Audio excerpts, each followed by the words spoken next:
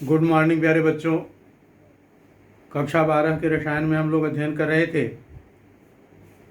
Ethers का, और परिचय में आप जान पाए कि ईथर मोनोहाइड्रिक एल्कोहलों के एनहाइड्राइड होते हैं। जब मोनोहाइड्रिक एल्कोहलों के दो अणुओं से जल का एक अणु पृथक हो जाता है तो ईथर शेष बचता है। यदि ईथर का संबंध जल से जोड़ा जाए तो आप पाएंगे कि जल में एक ऑक्सीजन से दो हाइड्रोजन परमाणु जुड़े रहते हैं। यदि हाइड्रोजन परमाणुओं का एल्किल मूलकों द्वारा R द्वारा प्रतिस्थापन हो जाए तो ईथर प्राप्त होते हैं। इस तरह से आप कह सकते हैं कि मोनो एल्किल व्युत्पन्न जल के एल्कोहल होते हैं और जल के डाई एल्किल व्युत्पन्न ईथर होते हैं। चलिए, जो वर्गीकरण आप जान पाए थे ईथरों का, एक बार फिर से आपको याद दिला दें। आपने जाना था सिंपल ईथर, मिक्स्ड ईथर, सरल ईथर और मिश्रित ईथर।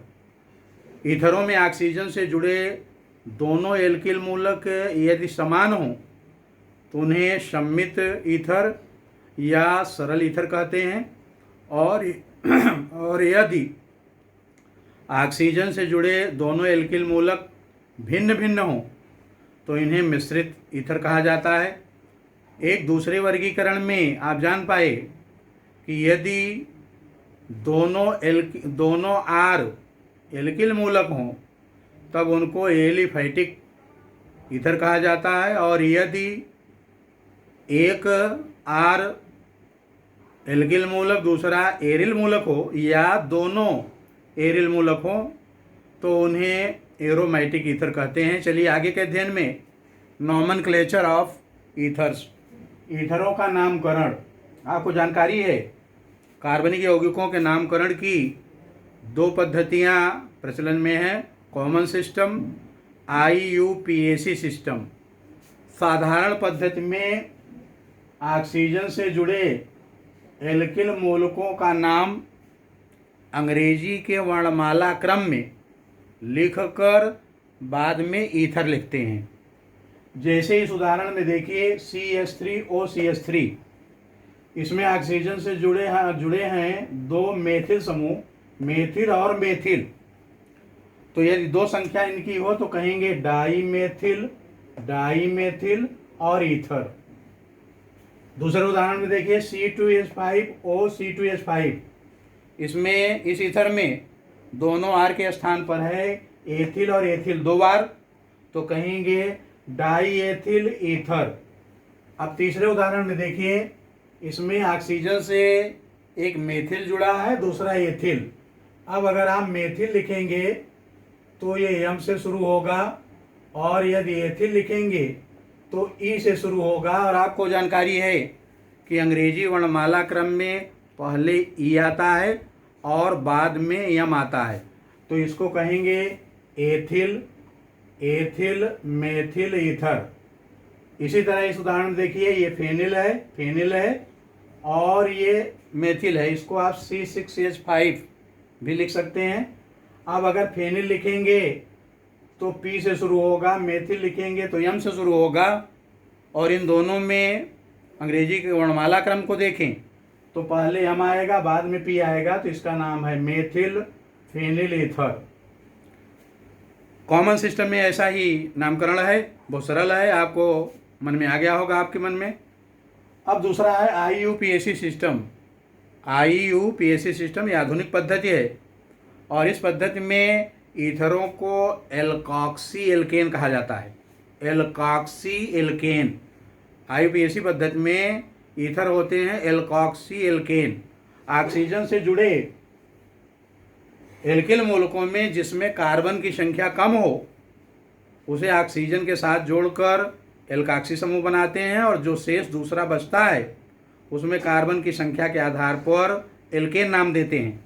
इस उदाहरण में समझने का प्रयास करें, CH3OCH3, तो इसमें जो एल्किल मूलक जुड़े हैं दोनों में कार्बन एक एक है, तो किसी एक को ऑक्सीजन के साथ जोड़ दिए, ये मेथिल मूलक है मेथॉक्सी, और एक कार्बन से एल्केन नाम बनेगा मेथेन, तो मेथॉक्सी मेथेन। अब इसे ध्यान दें, इसमें CH3O, C2H5। अब इन दोनों एल्किल मूलकों में इसमें 2 कार्बन है, इसमें 1 है, तो जिसमें कम कार्बन होंगे उसे ऑक्सीजन के साथ जोड़ देंगे, ये हुआ मेथॉक्सी, और 2 कार्बन से एल्केन नाम बनेगा एथेन, तो इसका नाम है मेथॉक्सी एथेन। अब इसे देखें, C2H5 एक एल्किल मूलक और C3H7 ये दूसरा एल्किल मूलक, कम कार्बन है C2H5 में, तो इसको ऑक्सीजन के साथ जोड़े तो बना एथॉक्सी, और 3 कार्बन से एल्केन नाम बना एथॉक्सी प्रोपेन। अब चलिए नामकरण की पद्धतियों का ज्ञान आपको हुआ। अब आगे अध्ययन करते हैं आइसोमेरिज्म, समावयवता। जब कार्बनिक यौगिकों के अणुसूत्र समान रहते हैं लेकिन इनके गुणों में भिन्नता पाई जाती है तो यह घटना समावयवता कहलाती है। ईथरों में 2 प्रकार की समावयवता पाई जाती है। फंक्शनल आइसोमेरिज्म, जब अणुसूत्र समान रहते हैं लेकिन क्रियात्मक समूह भिन्न भिन्न उपस्थित रहने के कारण गुणों में भिन्नता पाई जाती है, तो इसे क्रियात्मक समावयवता कहते हैं। इस उदाहरण में समझें, CH3O CH3 आप जान गए कि ईथर है, डाई मेथिल ईथर। अब इसे देखिए, इसमें भी कार्बन, हाइड्रोजन, ऑक्सीजन इसके बराबर ही हैं। इसमें कार्बन है 2, हाइड्रोजन है 6, ऑक्सीजन है 1, और इसमें कार्बन है 2, हाइड्रोजन है 6 और ऑक्सीजन 1, और इसमें एल्कोहलिक समूह है, ये एथिल एल्कोहल है, इसमें ईथर समूह है, ये डाई मेथिल ईथर है। तो दोनों के अणुसूत्र हैं C2H6O, लेकिन एक में क्रियात्मक समूह है ईथर समूह, इथरी ऑक्सीजन है, और दूसरे में एल्कोहलिक समूह है। तो आपको इसमें याद रखना है, फंक्शनल आइसोमेरिज्म में कंपटीशन परीक्षाओं में बहुत बार पूछा गया कि ईथर किस सजातीय श्रेणी के यौगिकों के साथ क्रियात्मक समावयवता दर्शाते हैं। उसमें 4 विकल्प रहेगा, एस्टर, एल्कोहल, एल्डिहाइड, कीटोन। तो आपको जानना है कि ईथर मोनोहाइड्रिक एल्कोहलों के साथ, ईथर मोनोहाइड्रिक एल्कोहलों के साथ क्रियात्मक समावयवता दर्शाते हैं, याद रखना है। और दूसरी समावयवता पाई जाती है ईथरों में मेटामेरिज्म, मध्यावयवता। जब कार्बनिक यौगिकों के अणुसूत्र समान रहते हैं लेकिन मध्य में उपस्थित क्रियात्मक समूह से जुड़े एल्किल मूलक भिन्न भिन्न होते हैं और गुणों में भिन्नता पाई जाती है, तो इसे मध्यावयवता कहते हैं। इस उदाहरण में समझने का प्रयास करें। इधर है CH3 CH2O CH2CH3, इसमें यह है डाई एथिल ईथर, और इसमें ऑक्सीजन से जुड़े दोनों एल्किल मूलक हैं एथिल और एथिल। अब इस दूसरे उदाहरण देखिए, इसमें भी कार्बन, हाइड्रोजन, ऑक्सीजन इसके बराबर ही हैं, लेकिन इसमें अंतर यह है कि इसमें एक आर है मेथिल और दूसरा है प्रोपिल। पहले वाले में दोनों एथिल थे, अब इसका एक इधर आ जाए तो ये प्रोपिल हो जाएगा, ये मेथिल बचेगा। तो एल्किल समूह बदल गए, और एल्किल समूह बदल जाने के कारण जब मध्य में उपस्थित क्रियात्मक समूह से जुड़े एल्किल मूलक बदल जाने के कारण गुणों में भिन्नता पाई जाएगी, तो इसे कहेंगे मध्यावयवता। अब चलिए जनरल मेथड्स ऑफ प्रिपरेशन जानते हैं, बनाने की सामान्य विधियाँ।